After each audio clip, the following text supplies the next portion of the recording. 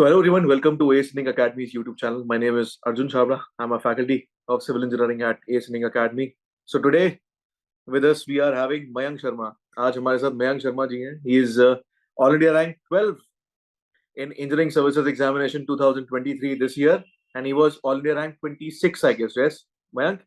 Yes, sir, 26 last year. last Yes, sir, year. last year. Last year, all India rank 26 in the Engineering Services 2022. Yes. Very nice, superb. So welcome, Mayank. Thanks for joining Thank you, us. sir. Thank you, sir. Thank you, sir. इस stage पे आगे कैसा लग रहा है when you have cracked this examination twice?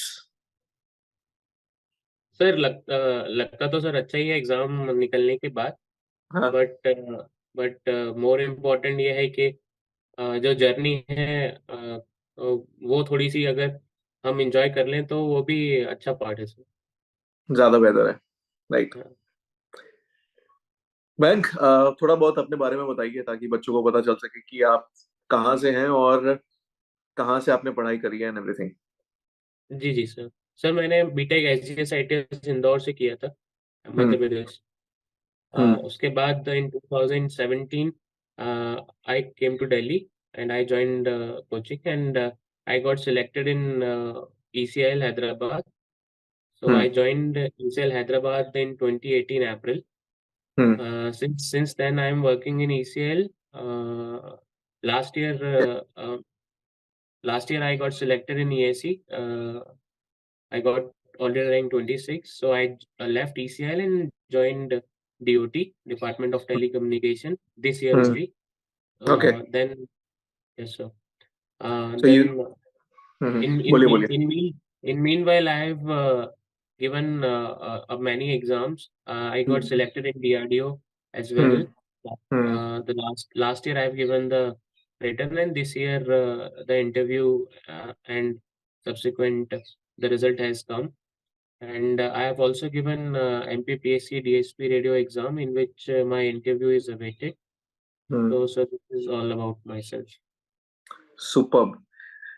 You have an experience of, last 4-5 years now, because since 2018 you have been in this competitive exam scenario and Yes, you sir. have mastered it, I guess.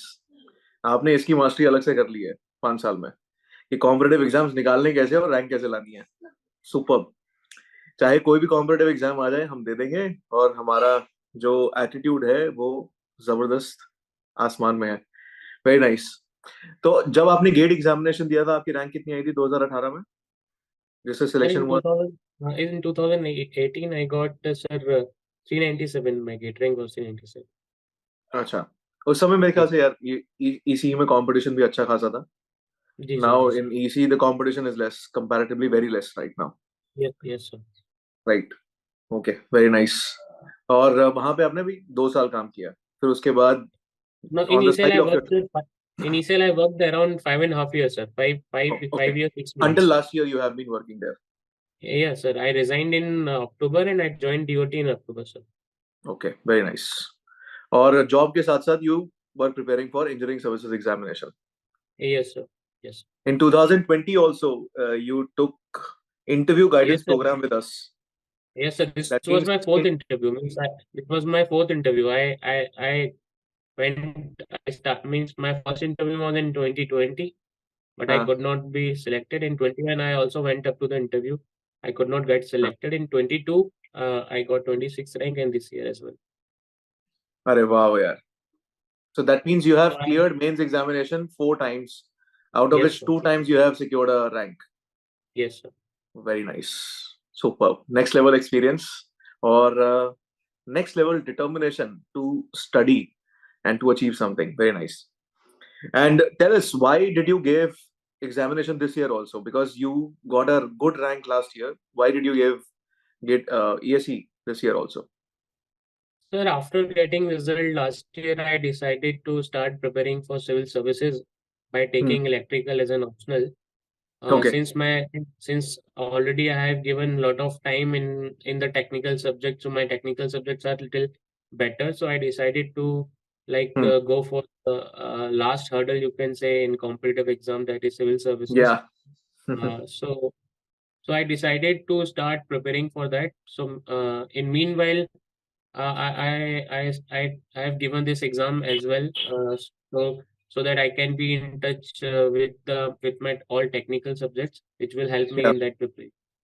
या या but फिर भी जो तैयारी आपको civil services के लिए चाहिए वो इंजीनियरिंग सर्विसेज से काफी डिफरेंट हो जाती है नॉन टेक सब्जेक्ट्स के बेसिस पे, राइट? Yes, sir. तो Yes, how sir. Are you managing those non tech subjects जो आप अभी सिविल सर्विसेज के लिए प्रिपेयर कर रहे हो?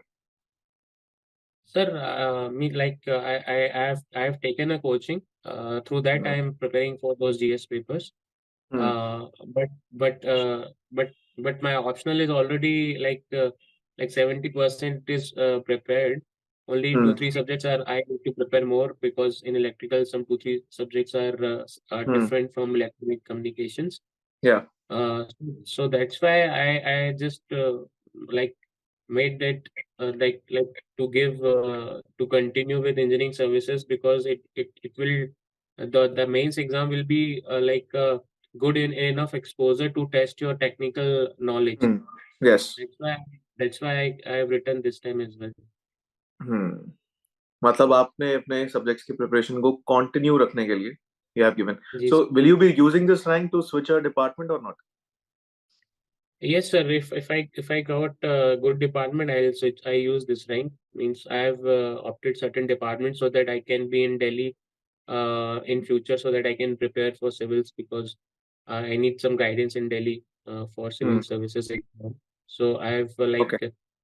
I have certain preferences which will give me Delhi as a posting that will be better for me, sir. Superb. Which department you are focusing on right now? Sir, there are certain departments like Central Power Engineering Services is there Yeah. in which we used to think like the posting will get in Delhi. Hmm. There is also like a possibility in ITS also in Indian Telecommunication Services. Hmm. Uh, maybe, but I don't know about that. Maybe in Hmm. that some different postings will be there. Hmm. So these two are my like first and second preferences. Hmm. Let's talk about the syllabus now. Syllabus जो आपका preliminary examination का है. Did you covered your 100% of your subjects or you left some subjects? Sir, I did not cover 100%. Yeah. Only I have read only 4 to 5 subjects like maths, aptitude, basic project management, quality control, Hmm. and some material science because material science is in our core syllabus also. So I have read it. Yes. Hmm. But the only thing is like if I have seen the pattern in the paper one of the prelims, Hmm. like each year that paper is also getting unpredictable. Yes. Like Hmm. in my case also like the marks are like in each year I'm not able to sustain that same marks. Is there is a fluctuation also. Yes. How much So you so have I seen? would. Sir, every year I've seen 5 to 10 marks fluctuation. Means the uncertainty of that paper is that much. Like in this year also, like if I talk about this year, 2023, Hmm. this year I got the means in all 4 years of in where I got selected, I got the lowest marks of in this year only. Oh, okay. How I much marks means you got in non-tech? I got only 60 marks in paper one prelims. Oh, so you managed In to cover all that up with your technical subjects. So only the technical subject I means I have to cover it with my technical subject, especially in mains I could able to cover that means the marks. So अच्छा, I would मैं so तुमको that रोक के एक तुमसे एक सवाल पूछना चाहता हूँ. जैसे जी हर सर एक बच्चे को पता है कि प्रिलिमिनरी एग्जामिनेशन मॉर्निंग और इवनिंग के सेशन में होता है. जी सर आपने पहले पेपर वन दिया. आपको उस समय पता चल गया था कि पेपर वन आपका खराब हुआ है? हाँ सर खराब हुआ है वो मुझे नहीं पता चला था बट मुझे पता चल गया था कि टफ बहुत था और मैंने क्वेश्चंस कम अटेम्प्ट किए हैं सर मैंने कुछ 48 या 49 क्वेश्चंस ही अटेम्प्ट किए थे हम्म. मतलब आउट एक ऑफ 100. इंडिकेशन हो गया था तुमको. हाँ, तो मुझे समझ में आ गया था कि 49 क्वेश्चंस मैंने अटेम्प्ट किए हैं तो ऑब्वियसली हम 8-10 क्वेश्चन तो कुछ ना कुछ गलत करके आ ही जाते हैं, कितना भी हम कोशिश करें एक्यूरेसी कर ले। एक्यूरेसी का। तो हम्म मुझे समझ में आ गया था कि पेपर वन थोड़ा टफ है, तो बाकी हमको टेक्निकल में फिर कवर करना पड़ेगा। हम्म। तो उस बीच में 2 घंटे का गैप होता है, कैसा माइंडसेट था तब? तो माइंडसेट क्योंकि एक बार एग्जाम निकल गया था तो थोड़ा चिल रख रहा था खुद को कि हाँ, ठीक है, तुम्हारे पास पहले मेरा से कुछ खराब था। गया। हाँ। हाँ, मेरे पास। और फिर ये भी सोच रहा था कि मेरा खराब गया है तो काफी लोगों का भी गया होगा, यस। क्योंकि पेपर पेपर थोड़ा था अनसर्टेन पेपर आ गया था, क्योंकि मैथ्स एप्टीट्यूड भी बहुत ही अलग लेवल का उन्होंने पूछा इस बार compare hmm. To all yes. 3-4 years। कुछ हम्म। क्वेश्चंस एप्टीट्यूड के हाफ ऑफ पेज के क्वेश्चंस थे, means you have to write it half 6-7 lines, जैसे कि हम हम्म। कैट के एग्जाम्स में देखते हैं, क्या? Some 6-7 line 6-7 hmm. Statements are there, then they are asking something. Hmm. तो उसमें थोड़ा टाइम लगा, तो उसकी वजह से अटेम्प्ट्स भी कम हो गए पेपर वन प्रीलिम्स में। हम्म। हम्म। वो थोड़ा सा इस बार पेपर वन प्रीलिम्स थोड़ा अनसर्टेन हो गया था। Okay. Then did you follow something different for your mains examination? और आपने जो 3 साल का प्रिपरेशन था, एज एन आपका जो सक्सेस रहा है मेंस एग्जामिनेशन के साथ, because you have been in interviews 4 times, yes sir. आपका जो मेंस एग्जाम का एक्सपीरियंस रहा है, it has been substantially very good. तो आपने हर साल कुछ ना कुछ रेक्टिफाई किया, लर्न करा कुछ मिस्टेक्स से अपने, तो वो मिस्टेक्स स्टूडेंट्स को बताना चाहोगे कि क्या मिस्टेक्स हो रही थी आपसे और कैसे आपने उनको रेक्टिफाई किया इन 4 इयर्स? जी सर मैं जी सर मैं यही बताना चाहूँगा कि मेंस में सबसे इम्पोर्टेंट जो मुझे लगा, जो मैं शायद फर्स्ट या मेरा सेकंड टाइम जब मेरा सिलेक्शन नहीं हुआ 2 बार इंटरव्यू में जाने के बाद, कि मैंने सारे सब्जेक्ट्स कवर नहीं कर पाया था हम्म। मेंस पॉइंट ऑफ व्यू से। तो ओके। एक तो मैं ये बोलना चाहूँगा कि सारे सब्जेक्ट्स कवर करने की कोशिश कोशिश करनी चाहिए सारे एस्पिरेंट्स को, क्योंकि हम कोशिश करें कि ज़्यादा क्वेश्चंस छोड़ के ना आए एग्ज़ाम में। हम्म। उससे यस, ऑब्वियसली। अगर मान लीजिए कोई क्वेश्चन 10 नंबर का है, अगर हमको कुछ भी नॉलेज होगा उसके बारे में, तो हमको उसमें से कम 2 या 3 मार्क्स मिल सकते हैं। अगर हम हम्म। पूरा छोड़ देंगे तो पूरा 10 मार्क्स नहीं मिलेगा। तो हम्म। मैंने मेरे थर्ड अटेम्प्ट में और फोर्थ अटेम्प्ट में मैंने यही कोशिश की थी कि ज़्यादा से ज़्यादा मेरे क्वेश्चंस अटेम्प्ट हों, मतलब मैंने जो सिलेबस था उसमें जो टॉपिक्स छूट गए थे मेरे फर्स्ट सेकंड टाइम्स, वो मैंने थोड़े और अच्छे से कवर करने की कोशिश की। जैसे कि कुछ सब्जेक्ट्स हैं, जैसे कि एडवांस कम्युनिकेशन था, एडवांस इलेक्ट्रॉनिक्स था, हम्म। और बेसिक इलेक्ट्रिकल थोड़ा था, जो उसको थोड़ा और डेप्थ में पढ़ा। तो ये जो 3-4 सब्जेक्ट्स थे, क्योंकि ये जैसे कि advance communication, advance electronics itself उनका जो सिलेबस तो डिफाइन है, हम्म। लेकिन वो कहीं से भी क्वेश्चंस आ रहे थे रैंडमली। तो वो मैंने इस बार कोशिश की कि हम्म। उनको थोड़ा और अच्छे से कवर किया जाए। So obviously you get an edge after covering the entire syllabus. Competition को beat करना ज्यादा आसान हो जाता है जब आपको ज्यादा चीजें आती होती है, obviously, because जी sir. rather than depending upon few subjects, you should be focusing on all the subjects and covering the entire syllabus. But फिर भी बहुत सारे बच्चे एक edge रख सकते हैं, as in obviously in conventional examination you don't need to cover the entire syllabus क्योंकि options होते हैं आंसर्स में, ऑप्शनल क्वेश्चंस होते हैं। सो उसके रिगार्डिंग कोई आइडिया देना चाहोगे कि कौन सा सब्जेक्ट अगर छोड़ सकते हैं स्टूडेंट्स तो कौन सा छोड़ सकते हैं? सर अगर मैं पेपर वन की बात करूँ, मेंस का पेपर वन में हम्म। अगर आपको सब्जेक्ट छोड़ना है, तो मैं यही रिकमेंड करूंगा कि बेसिक इलेक्ट्रिकल आप छोड़ सकते हैं, क्योंकि मैं फर्स्ट 2 टाइम में वही छोड़ के गया था। हम्म। फर्स्ट सेकंड टाइम में मैं वही छोड़ कर गया था। तो बेसिक इलेक्ट्रिकल आप एक सब्जेक्ट छोड़ सकते हैं उसके, हम्म। क्योंकि उसके कंपलसरी पार्ट में एक एक क्वेश्चंस रहता है। बाकी फिर वो जो नॉन कंपलसरी क्वेश्चंस हैं उनमें फिर आप अपना सिलेक्शन ऑफ चॉइस जो है वो अगर प्रॉपरली मैनेज कर लेंगे तो वो मैनेज हो सकता है पेपर वन में। हम्म। बट पेपर टू में बट पेपर टू में दो ऐसे सब्जेक्ट्स हैं, जैसे कि एडवांस कम्युनिकेशन और एडवांस इलेक्ट्रॉनिक्स। अब आप ये दोनों छोड़ के नहीं जा सकते, यस। इसमें से कोई एक एक छोड़ सकते हैं। तो अगर आपने प्रेफर किया कि मैं एडवांस इलेक्ट्रॉनिक्स छोड़ देता हूँ, तो कोई इशू नहीं है। बट सर इशू इन दोनों सब्जेक्ट्स का ऐसा है कि इसमें से हर साल बहुत ही अनप्रिडिक्टेबल या इरेटिक टाइप के क्वेश्चंस आ जाते हैं, जो जो मे बी किसी ने हम्म। नहीं पढ़े होते। तो सबसे इम्पोर्टेंट चीज़ ये है कि अगर आप कोई भी कोर्स मटेरियल फॉलो कर रहे हो तो एटलीस्ट जो क्लासरूम में अगर जो जितना पढ़ाया गया है एटलीस्ट आप दोनों सब्जेक्ट्स को उतना तो पढ़ के जाइए ही जाइए। जिससे कि आप जिससे कि आप बाकी सारे जो एस्पिरेंट्स जो और भी एग्ज़ाम लिख रहे हैं उनके साथ में ही खड़े रहेंगे। अगर आपको नहीं यस। आता होगा तो किसी को नहीं आता होगा उसमें। हम्म। हम्म। सर मैं यही बोलूँगा कि अ, छोड़ने का स्कोप कम है क्योंकि सर अगर आप इलेक्ट्रॉनिक्स का पेपर अगर आप देखें लास्ट 3, 4, 5 ईयर 3 जब से वो सिलेबस चेंज हुआ है हम्म। बहुत ही मतलब इरैटिक कुछ सब्जेक्ट जो हैं उनमें से बहुत ज़्यादा अनप्रेडिक्टेबल क्वेश्चन्स कभी भी आ जाते हैं, हम्म। तो उनको फिर मैनेज करना थोड़ा मुश्किल हो पाता है। तो इसलिए इम्पोर्टेंट यही है कि एटलीस्ट जो पढ़ाया गया है कोर्स वर्क में उतना कवर करके जाएँ, तो hmm. That will be sufficient to handle the paper. Yes.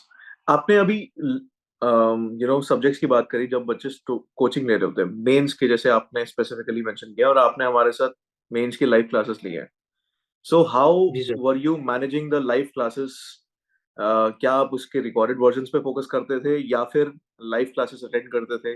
And what was the main reason why you took live classes, and also how it helped you manage your work also? जो आप काम कर रहे थे उसके साथ साथ आपने तैयारी कैसे कंटिन्यू रखी? सर क्योंकि 9 टू 5:30 गवर्नमेंट जॉब था, पीएसयू था, तो शाम का ही वक़्त मिल पाता था हाँ। प्रिपरेशन करने के लिए। तो मैं जनरली रिकॉर्डेड वीडियोज़ ही देख पाता था, लाइव वीडियोज़ नहीं देख पाया कभी। हम्म। अ लेकिन मैंने कोशिश की कि जो मेरे वीक पॉइंट्स थे, जो हम्म। मेरे वीक सब्जेक्ट्स थे, मैंने कोशिश की कि सिर्फ़ उन्हीं के रिकॉर्डेड वीडियोज़ मैंने ज़्यादा ज़्यादा बार देखे। जिससे कि उसमें अच्छा। मेरे जो कॉन्सेप्ट जो मेरे छूट रहे हैं या मैं जो नहीं हम्म। ढंग से अच्छे से एग्ज़ीक्यूट कर पा रहा हूँ, तो मैंने जो 3-4 सब्जेक्ट्स थे स्पेशली फर्स्ट पेपर में बेसिक इलेक्ट्रिकल और इंस्ट्रूमेंटेशन, सेकंड हम्म। पेपर में एडवांस कम्युनिकेशन और एडवांस इलेक्ट्रॉनिक्स या फिर कंप्यूटर ऑर्गेनाइजेशन, ये 4-5 सब्जेक्ट्स के ही रिकॉर्डेड वीडियोज़ मैंने प्रेफ़र किए। बाकी सब्जेक्ट्स में मुझे थोड़ा कॉन्फिडेंस था कि मैं कर लूँगा। डाउट क्लियरेंस कैसे करते थे अगर कोई होती है तो? सर डाउट क्लियरेंस तो सर क्योंकि मैं वर्किंग में था तो थोड़ा मुश्किल हो पाता था क्लियर करना। तो हम्म। कोशिश करता था कि खुद से ही जो जितना भी मैं उसको रिफ़ाइन कर लूँ या खुद से ही जितना कोशिश करता था कि खुद से ही डाउट क्लियर कर लूँ। हम्म। बाकी मेरे कुछ फ्रेंड्स थे जो प्रिपेयर कर चुके थे, उनसे भी मैं बीच-बीच में हेल्प लेता था, जो ऑलरेडी एग्ज़ाम क्लियर कर चुके थे। हम्म। तो उन्होंने भी उनसे भी मैं हेल्प लेता था क्योंकि आपको किसी न किसी से तो मतलब वो डिस्कशन नहीं करेंगे तो थोड़ा आगे नहीं बढ़ पाते हैं। ऑब्वियसली दैट सर्कल हेल्प्स, जो ग्रुप स्टडी वाला जो सर्कल होता है जी, वो जी। आपको हेल्प हमेशा करता है। जी, जी। एक लास्ट सवाल पूछूंगा रिगार्डिंग द इंटरव्यूज। आपने अगेन, जी, जी। you have been in interviews 4 times and you succeeded 2 times out of those 4 times. पहली 2 बारी में आपने क्या सीखा जब इंटरव्यू नहीं निकला था? एज एन सर इंटरव्यू नहीं निकला फर्स्ट था, 2 एज एन टाइम्स लिस्ट में नाम नहीं आया था, रीजन क्या था? Was it the mains examination? क्या वो इंटरव्यू था या क्या था? Sir in my case it was mains examination मतलब मेंस मोर। एग्ज़ाम में हाँ, मेंस एग्ज़ाम में जो जो नंबर्स आने चाहिए more then if you want to get your name in the list you need to score at least 300 minimum 300 hmm. Above marks नहीं आएँगे तो मेंस मेंस में नाम आना थोड़ा मुश्किल है। तो यस। मेरे हमेशा लास्ट 2 टाइम्स 300 बिलो मार्क्स थे। Last hmm. year my mains marks was 316 and this year my mains marks was 343. अच्छा, very nice, good jump. So that was the difference, sir. Only those mains marks was my difference. एक बार 4 सालों का interview का experience भी बताइए। How was it different and how was it similar? So interview every 4 times like हम हर हर चारों बार chairperson different मुझे मिले। ऐसा नहीं रहा हम्म। कभी कि सेम चेयरपर्सन मिले। तो वो एक था कि हर बार चेयरपर्सन डिफरेंट थे तो जो इंटरव्यू का माहौल था चारों बार अलग मिला।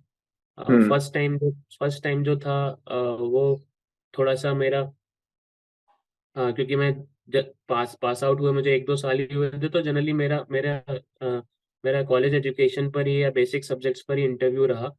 बट हम्म। जब मैं second time, third time, fourth time जब इंटरव्यू दिया तो मुझसे बेसिक सब्जेक्ट्स नहीं ज़्यादा पूछे गए। मेरा पूरा इंटरव्यू मेरे टेक्निकल वर्क प्रोफाइल पे चला, क्योंकि मैं ईसीएल में इंक्रिप्शन सेक्शन में काम करता था। हम्म तो मैं वीएचडीएल के प्लेटफॉर्म पे हार्डवेयर कोडिंग करता था। तो मेरा हम्म मैक्सिमम जो इंटरव्यूज रहता था वो इंक्रिप्शन से रिलेटेड क्या क्या कर सकते हैं। जैसे इस बार का था कि मुझसे पूछा गया था कि व्हाट्सएप में वो जो एंड टू एंड इंक्रिप्शन करते हैं हम्म उसमें क्या हम्म एल्गोरिथम यूज किया है। वाह।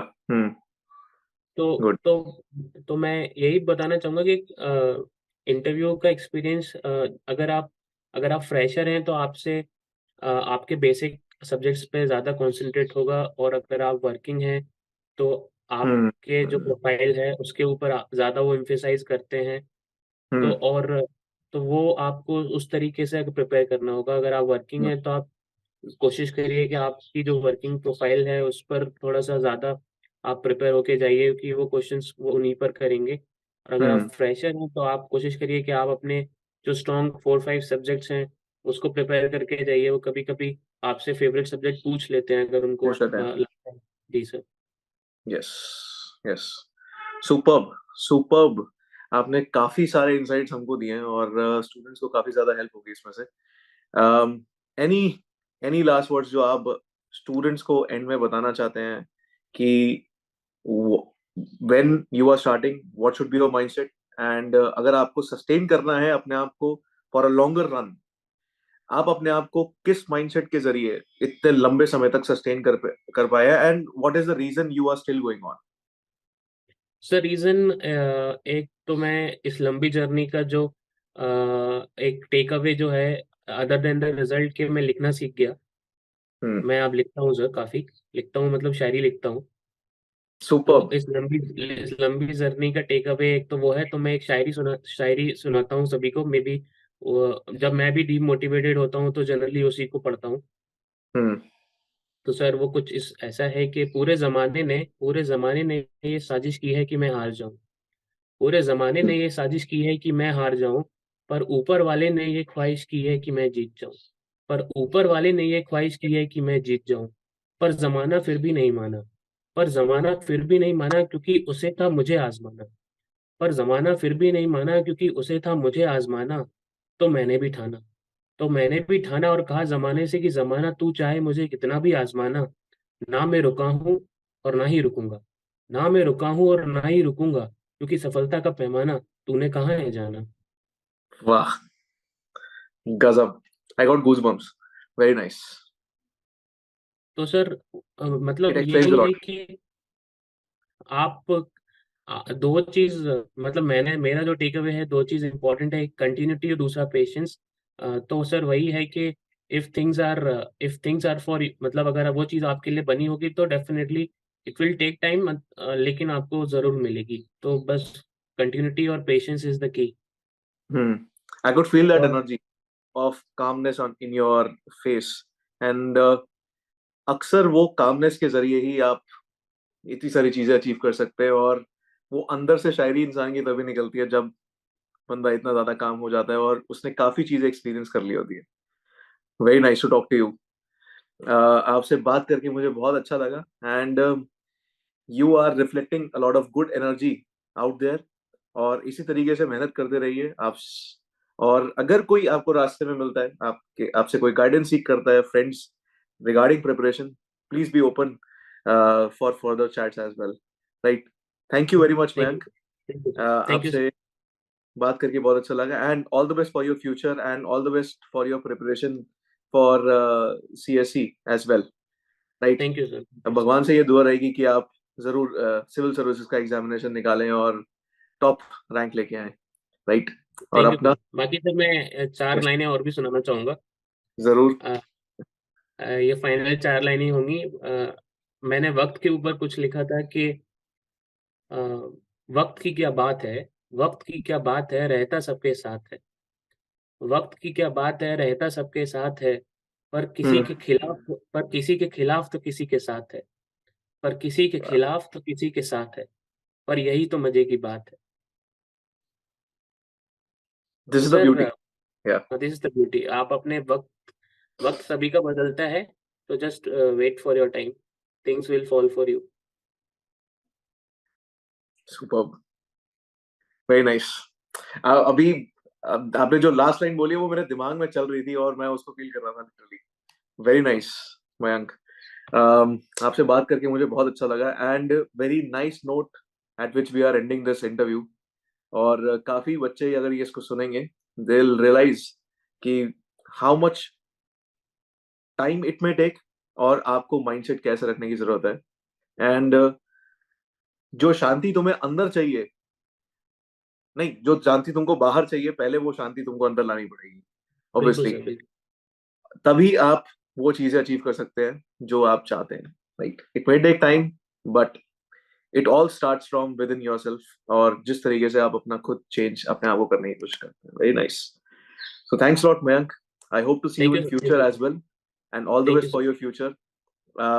भगवान से ये दुआ रहेगी कि आपका फ्यूचर काफी ब्राइट रहे and you inspire a lot. Right, so thank you very much, thank you. Thank you sir, thank you sir.